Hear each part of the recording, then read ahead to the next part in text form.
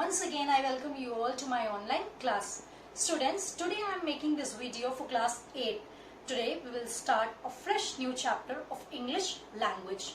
That is synthesis or combining sentences.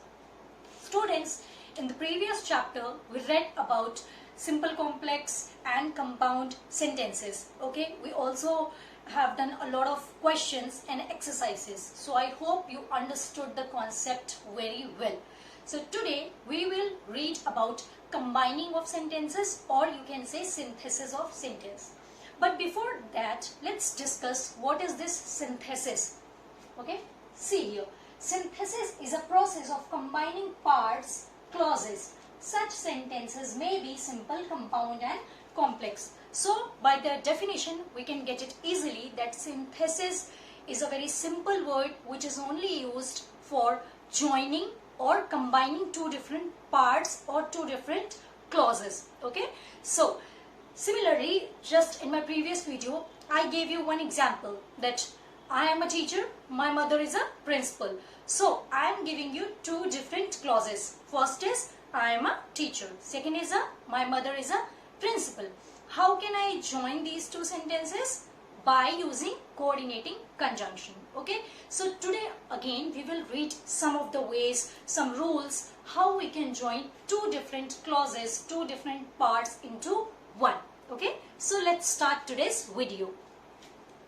Synthesis, we already know what is synthesis. Now there are three types of synthesis. First is combining two simple sentences into one simple sentence. Means if I give you two different simple sentences, how you can join them both and make a new simple sentence. Like if I say I am a teacher, my mother is a principal, and I use and in between, like I am a teacher and my mother is a principal, then this sentence has become compound sentence. But no, I am saying here that we have to use two simple sentences, we have to join them and we have to make a new simple sentence. Okay, and for that we will need a lot of rules, a lot of ways to do that. Okay, see the second one, combining two simple sentences into one compound sentence. How can we use two simple sentences and we can join them and we can make a new compound sentence? That we will learn. Combining two sentences into complex sentence. Again, there will be two different clauses. You have to join them and you have to make it as a new complex sentence. Okay, so we will start our lesson with this, combining two simple sentences into one simple sentence. See here, combining two simple sentences into one simple sentence. Now there are different methods, or we can say rules, laws. First rule, by using participle. I hope I do not have to introduce you with participle word again, because you know we are reading it, we are doing it from last many years. So different participles, past participle, present participle and perfect participle. Okay, so let's see where we will use present, where we will use perfect and where we will use, okay, see, present, past and perfect participle. See, when one action is completed after another action, then we will use participle. Okay, when there will be only one subject and two different actions, then we will use participle. Okay, see, present participle we will use wherever two sentences are given and in any of the sentence you will see is, am, are, were. If you see these words, then we will use our present participle. I hope it is clear to you. Whenever in any sentence you see, whenever in any clause you see is, am, are, were, then you can get the idea that the sentence we will have to change it with the present participle. And when there is any present participle, then we will change it with the use of being, B-E-I-N-G. See the example, he is very weak. First simple sentence. Second, he can't go alone. Okay, he is very weak, he can't go alone. So we can get the idea by this is, okay, that we have to use present participle. And when there is present participle, what do we use? We use being. So we can join these two sentences by using being. Like, being very weak, he cannot go alone. Being very weak, he cannot go out of this sum. So what is the main target here? Yes, it is the is. By is, we understand that we have to use here present participle. And when we use present participle, what do we write? Correct. Being. Being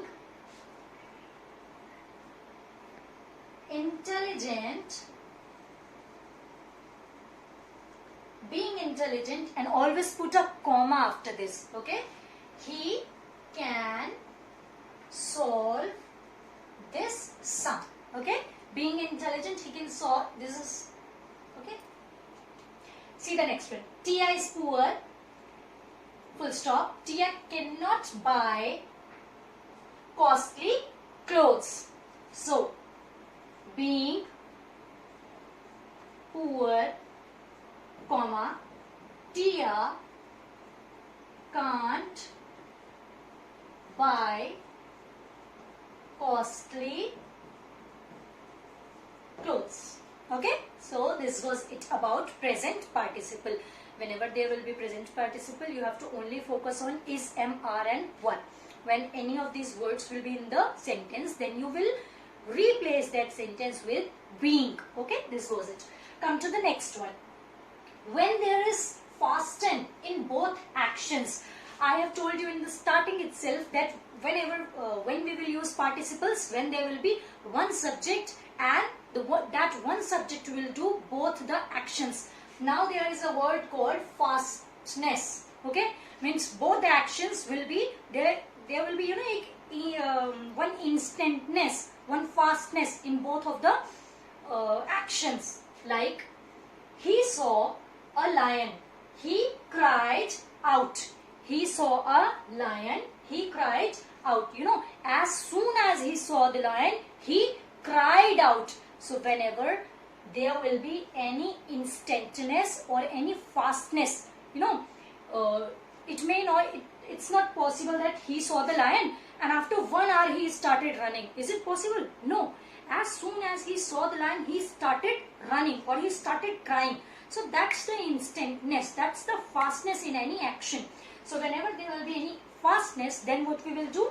We will just see this verb and we will change it into present participle, and rest of the whole sentence will be similar.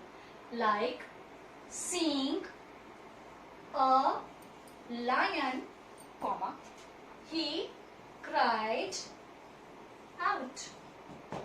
Why we did this? Because there was an instantness in the action. See the second one. He heard a noise, he got up.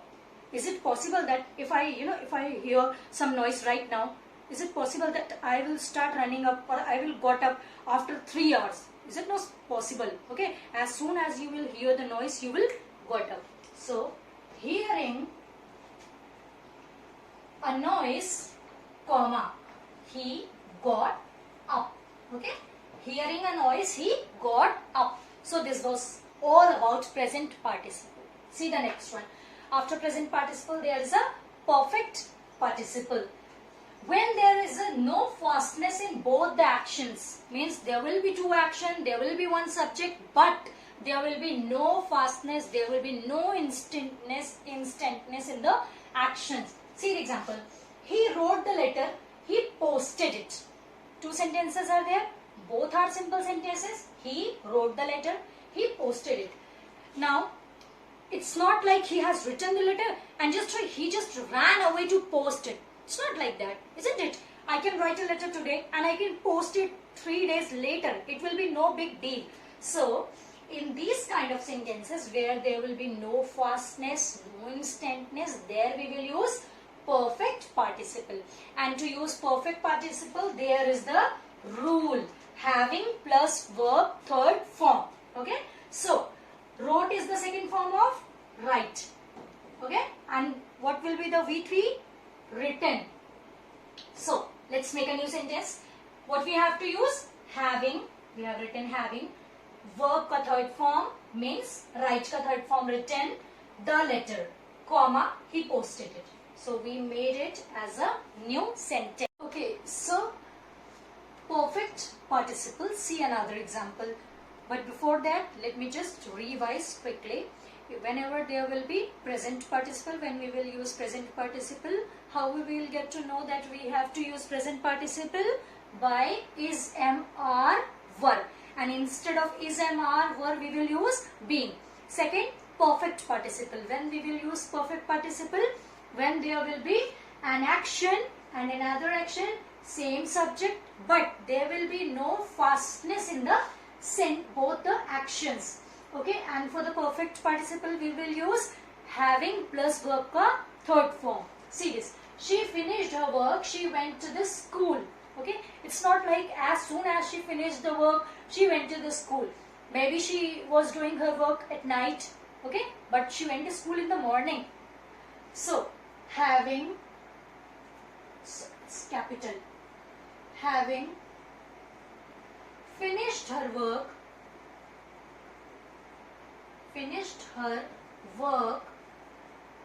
comma, she went to the school. Okay, come to the past participle, and this is the last form of participle. Past participle is used as adjective. Okay, for the past participle there is no specific rule. We will only use past participle as an adjective. How? Let's see. First sentence, first clause, I found my shirt. This is a simple sentence. And another simple sentence is, it was lost. So we can write, I found my lost shirt. Okay. So lost here is, we are using lost as an adjective. Why? Because it is describing our noun shirt. What is adjective? The word which describes the noun. Okay. See the second example. I saw a lion, full stop. The lion was wounded. Two different simple sentences. Let's make it one. I saw a wounded lion. Here wounded is an adjective. Okay. So we are using past participle as an adjective. This is the way. This is the rule. See the next rule. How can we combine two simple sentences into one simple sentence? First rule was to use participle. Second rule is to, by using to infinitive, to. We can combine two simple sentences into one simple sentence by using to infinitive. How? Let's see. He walked fast, full stop, one simple sentence. He wanted to catch the train. Why he walked fast? Because he wanted to catch the train. But if I will say, he walked fast because he wanted to catch the train, then the sentence will become compound sentence, okay, or complex sentence. But what we have to make? Simple sentence. That will become complex sentence. Okay. He walked fast to catch the train. Okay. To. So we are using to infinitive and the sentence is again a simple sentence. See the next example, next rule.